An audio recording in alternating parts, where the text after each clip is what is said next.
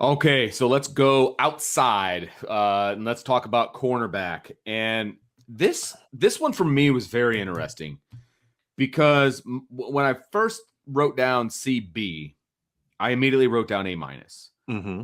And then I started to kind of dig a little bit, and I started looking at the names from last year, and and I'm like, why? Maybe this should be an A. Like I really liked last year's class. I don't. I sometimes feel like maybe I like them more than the staff even like them because I felt like they should have gotten some more opportunities this year than they did. Mm-hmm. Because I really like Ryan Barnes and I really like Philip Riley, and I don't feel like they got on the field as much as Vince D'Addario, thought Mm-hmm. that they should have gotten on the field, right? And the limited practices that we saw, in the fall and on Sunday, for example, I just thought those two dudes stuck out to me, and they didn't play. And so that was like, okay, well, you know what? I'm sticking with my gut here, and I really like those guys. When you And have to, because you can't factor what happened this year that's a good into the point. grade. You have to look at No, what they that's a were good coming out point. of high school. See, that's a really good point. And I also like Jaden Mickey and Ben Morrison. So I only stuck with my A minus, and the people in the chat aren't going to be surprised because I'm stingy with my grades at times. But I really like last year's class, and I feel like from a numbers standpoint, they have 6. Mm-hmm. Okay, that those are good numbers over 2 years. I'm fine with that at corner, Mm-hmm. right? I have no problem with the numbers. I think the play level is good. I guess it depends on what they end up doing with JoJo Johnson, but I Right. think they keep him where he belongs on the defensive side, although he could be effective offensively. Him moving to offense wouldn't affect my numbers. Wouldn't Okay, affect all my right, grade. fair enough. Yeah. I really like this group, and I think they can be playmakers. I do. So I'm sticking with my A minus, but man, I was close to giving them an A. Really? Okay. I thought you were going to go in the opposite direction. Okay. Yeah, no, I like this group, man. I Okay. do. I went A minus as well. Okay. And I just want to respond to a comment here. Brian Hockney asks, did you say C plus? Talking about the linebackers. So Brian, I said C Oh, plus. A is a joke, and then what I did this way is I gave a C plus to the last two. Like when we did this a year ago, I gave the group a C plus, and then when we did it a year before that, I gave it a C plus. That's what I was referring to, not this group. That would make if I said this group's a line. If this 2-year haul of linebackers C plus, you should find another channel to listen to because I'd be an idiot. Okay, but that's not what I said. This is an A. So here's how you look at this 2-year haul, right? Okay, did they meet their numbers needs? Yes.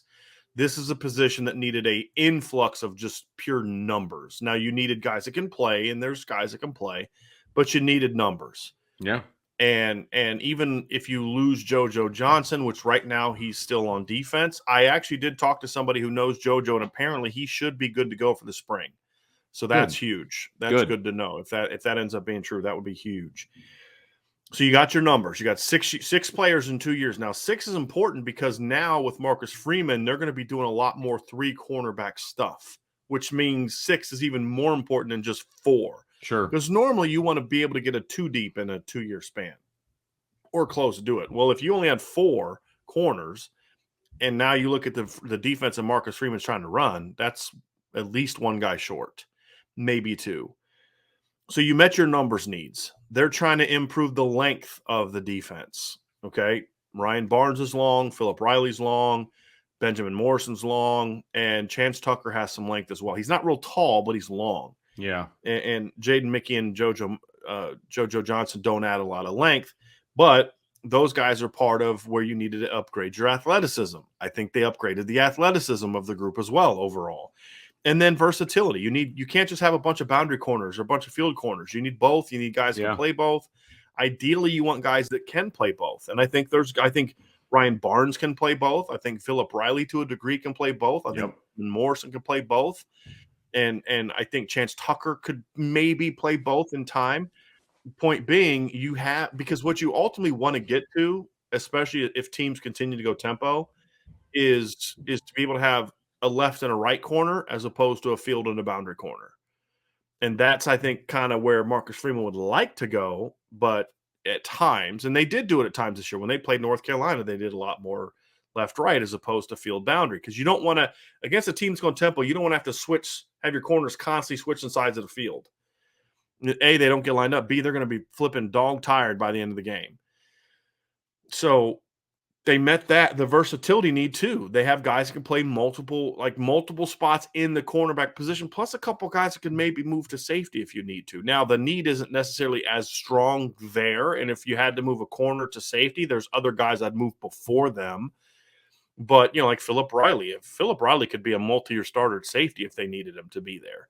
Yeah. As well as field corner, boundary corner, and nickel. I think he fits all those spots too. So they met all those needs: numbers, length, athleticism, versatility. Then it comes down to, okay, what kind of actual football talent did you land?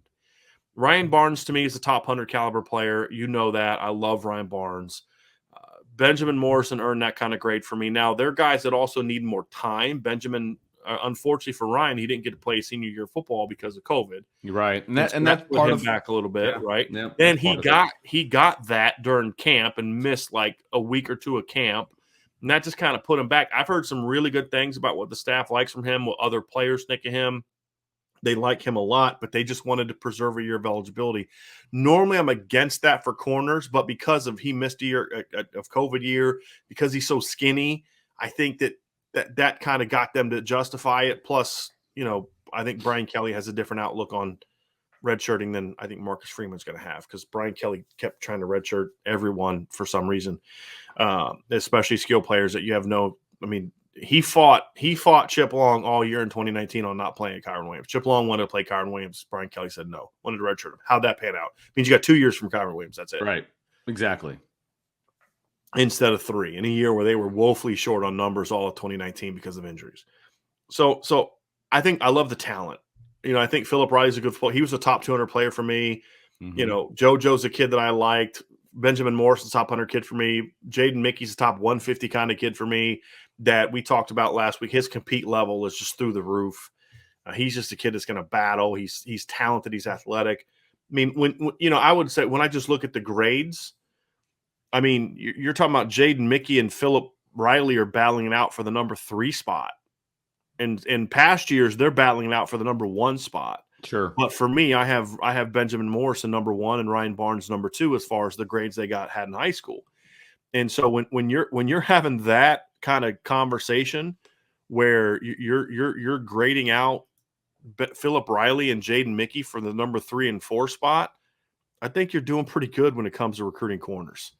And I'd probably put Jaden Mickey ahead of Philip Riley right now, which means Philip Riley is the number 4 corner that Notre Dame has signed the last 2 years on my grading scale. That's really good. And so I love the talent. So it checked every box. Numbers, check. Length, check. Athleticism, check. Versatility, check. Talent, check. Now, the only thing this group lacks is a guy that's ready to come in day one and play. That's that surefire 5-star kind of guy. They haven't gotten that. Now, I think Benjamin Morrison can help them next year. There's no doubt about it. Will he? He's going to have some pretty good guys that he's going to have to beat out. Exactly, and that's a good thing. He can. He's thicker and stronger and actually played as a senior compared to Ryan, and I graded Benjamin Morrison out. So basically how my ranking went is I have, if you want to look at like the 2 classes, the 6 corners in like a 2-year span, and you talk about like where I rank them, it's Benjamin Morrison 1, Ryan Barnes 2, Jaden Mickey 3, Philip Riley 4, JoJo Johnson 5, and Chance Tucker 6. Now, if you were to talk to some people at Notre Dame, they'd tell me, and they have, that I'm definitely, and I love this, that I'm way off on Chance Tucker. That he's way better than I think he is, which I'm like, cool. Because I said it last year, Chance Tucker's the kid that's going to make me look the worst in that class. Now, he was injured a lot this year, which is partly why he wasn't dressed for a lot of games. You'd see him stand on the sidelines with his glasses on, and right, because he was injured this year. But before that, man, I was hearing rave reviews about how he's performing in practice. His kid is instinctive, smart, and what I was told is where they said I was missing a boat. And again, it was hard to see this because he didn't play as a senior until like the spring, and it just is. They said he's a lot faster than I think he is. That's where they thought I was off in my evaluation, because that's one thing I said. It's like it's hard for me to really gauge just how well he runs because he does so much man coverage. And he's just all over guys. You never see him just in high school, I just never saw him just turn and run. Right. And so that's what they like about him. But really high IQ kid. And when he's your sixth corner, I mean, they beat Washington for that kid. Jimmy Lake wanted him bad. I remember that. And Jimmy Lake may not be a very good head coach, but Jimmy Lake's a heck of a DB coach and a DB evaluator. And, you know, this is a heck of a corner class, man, for Notre Dame. It just struck all the. I mean, you can see I'm going on and on and on just because of how much I love this cornerback class. I'm like, man, I'm not talking about JoJo enough. I'm not talking about Jade Mickey enough, you know. But it's just like it's a great group. So yeah, I went A-. And the only reason it's A-, Vince, is for exactly what I just said. There's no surefire step on the field day one. I'm the guy player. Whereas at linebacker, I think there have been those kind. I think Jalen Steed can be that kind of guy. I think Junior can play right away. I think Josh Burnham can be that kind of guy with a good offseason. So that's the thing I say. If you don't have that on a position, it's hard for me to give it an A. Even if there's a bunch of 5-star upside guys, if they're not guys that are ready to come in right now and play, then it's hard for me to say A. And so that's where I'm at on that.